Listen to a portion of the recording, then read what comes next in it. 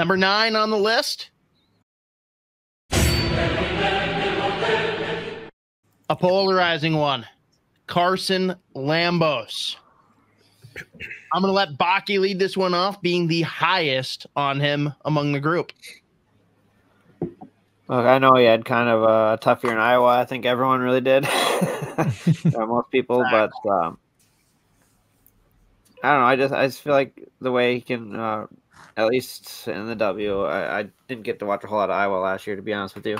The way he can run a power play, just his skating. I still feel like I'm pretty high on him. We'll see what he can do.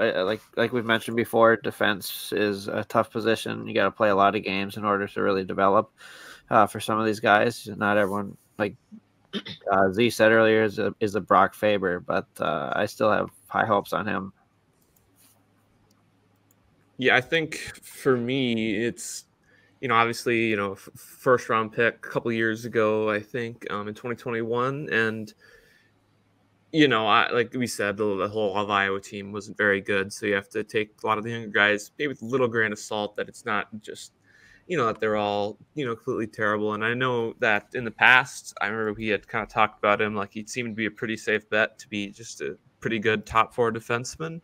And, I guess he still could be that, but I guess I'm maybe not as sold on the upside necessarily. And I think also part of it for me too was the fact that now that, Daemon Hunt has taken a couple steps the last year or two, and now obviously with the Buium in there as another left shot D that has kind of pushed him a little bit down the chart, at least for me. But I think there's definitely an NHL player in this guy if he has a little bit better of a season this year down in Iowa. I mean, Z, you mentioned just how goofy and fun of a guy Rieger Lorenz is. Carson Lambos is that in spades. This guy, he is a very unassuming dude, too. Like, when we brought him on Fellowship of the Rink, like, he's just a very laid-back, chill guy, and had zero reservations when we put him on the spot and asked him to do, what are those called, where Jimmy Fallon does the, like, most likely to yearbook things. What is that called? Why am I spacing? Superlative? Superlatives, yep. We ran him through those, and yeah. Guess what he answered when we asked him, because we asked, like, who's the most stylish, like, who cares the most about what they wear. We asked him who... Had to be Daemon Hunt. It was. Yeah. It was him with a nod, like an honorable mention to Mikey Milne. But we asked him who looks homeless. Ooh. His response was, yeah, probably me.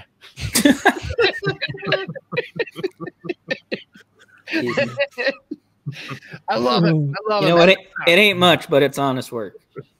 This is a pivotal year for him, in my opinion. Like, this is a guy kind of like we talked about with Charlie Stramel. Like, we've had excuses every year for Carson Lambos, and they're legitimate. They're good excuses.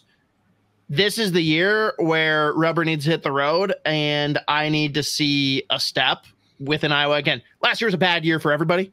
I want to see him really hit the stage and do something notable. But I'm still high on him. I still have, the same expectations I always did. But this year could be what, like, drops me down come next go around for these rankings. Yeah, I'm in the same boat there. I think his ceiling's still stupidly high, and last year, again, mulligan for pretty much every first year guy in the AHL coming in, but it's like this year, okay, show us why we project you to be this high. Show us why you were a first round pick, right?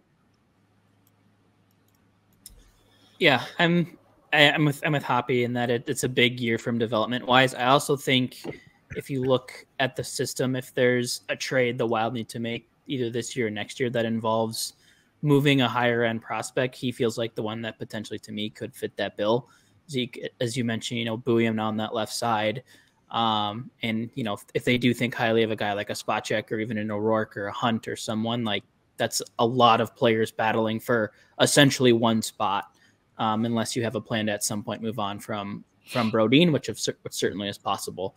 But you'd think that's probably going to be filled probably externally versus one of these guys. So, yeah, it's a huge year for him, and I think hopefully Iowa injecting a little more of that veteranness into the lineup will help some of the younger guys, and they'll be able to actually build out 4 lines that play different roles instead of just throwing rookies at the wall and hoping it works out. So I think he's still I think I have my 3rd highest defenseman right now, but it's just because I need to see that next step this year. And he'll probably pop back up behind Buium. Yeah, it's funny too, to me, like with Lambos, the profile player, like the thing that jumped off the page his draft year is his ability in like the ceiling in the offensive zone. Like you want to talk about just 4-way mobility, but the deceptiveness with the puck, like whether he's on the power play or breaking up the ice, like he's a guy that when you watch him play junior hockey, it's like, oh, that's a guy that's going to be like 60, 70 points in the NHL. But he also has a mean streak defensively. He's a very good defender, especially his last year in junior too. One of the things that, like one of the knocks I had him in his draft year was like there are times where maybe he just sees red or he's just got some adrenaline going, but he will absolutely leave his spot just to go try to crush somebody. He's done that forever. And it feels like, I don't know if it was just because he got drafted in like the COVID year and everything feels different since then. It feels like he got drafted like 5 years ago. This was his first full year in the AHL. Yeah. And on a very fucking bad Iowa Wild team. And he also got hurt this year. And as a guy with that profile, people also forget that even after they drafted him, when he went back to the WHL, the one-time Kootenay, one-time Winnipeg, now Wenatchee. Yeah, that Wild. I didn't realize they moved again. Yeah, so Wenatchee went from BCHL now to WHL, and they moved again. They were fucking horrific this year. That team sucked. Anyways, but even his last year, after he got drafted, I was like, this is going to be great. The guy they have running their first power play, he's an overager. He's going to move on, and they'll actually give him the full reins. He still played probably 28 minutes a night playing junior hockey his last year in Winnipeg, but they brought that fucking overager back, a 21-year-old, operating that power play, and he pretty much played exclusively in his own end, still was just under a point per game. So I wanted to put him higher, but I understood the fact that like a guy like Daemon Hunt got a good amount of pro hockey under his belt already, looked pretty good in the NHL in the few games that he did play. So I ended up putting him a little bit, or I think one spot higher. Did I think about it? Well, and played better in the AHL. So, I mean, you have to kind of give him that nod. Yes. After this is his 3rd year in the AHL. Yeah. So and again, I still see flashes in Lambos that that's why his ceiling was where it was. So I still believe in the kid. I think it's crazy if anyone wants to give up on him. That being said, like everyone just mentioned earlier, if they've decided that they have a good feel on that player and they want to make a big trade, I could see that being a possibility. It was like, hey, he's got a super high ceiling, not here.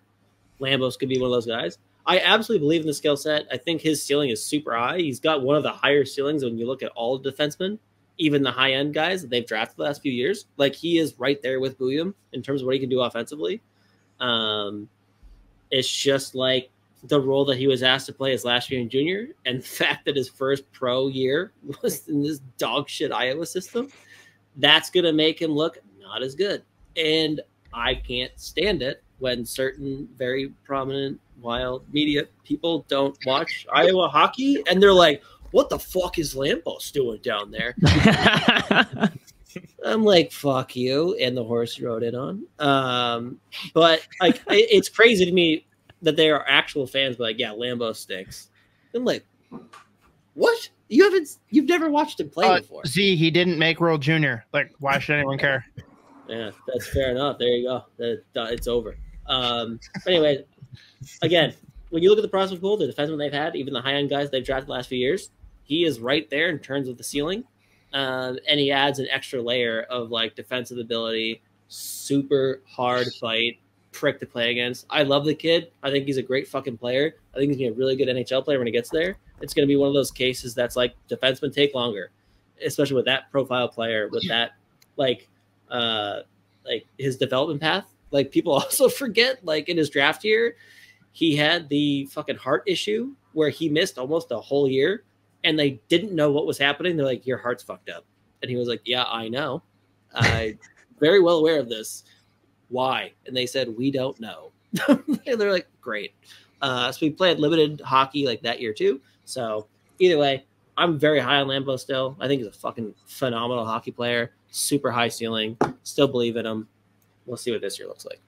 He talks about that a little bit in his interview with Hoppy, and he still doesn't disclose what was going on. Apparently, they now are pretty like aware of what it was, but even in like 3 years later, he won't actually say what it was. He doesn't want that to come up in ARB.